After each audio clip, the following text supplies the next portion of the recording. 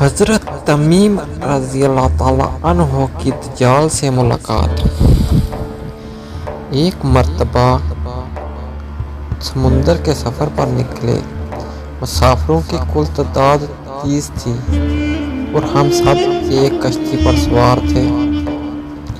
ہمارا سفر انتہائی اطمینان کے ساتھ کٹ رہا تھا کہ اچانک ہوا چلنا شروع ہو گئی اور سمندر میں طوفان آ گیا۔ اس شدید ہوا اور طوفانی لہروں کے پاس اپنی کشتی اور سمندر میں موجود دیگر کشتیاں ڈولیاں کھانے لگیں۔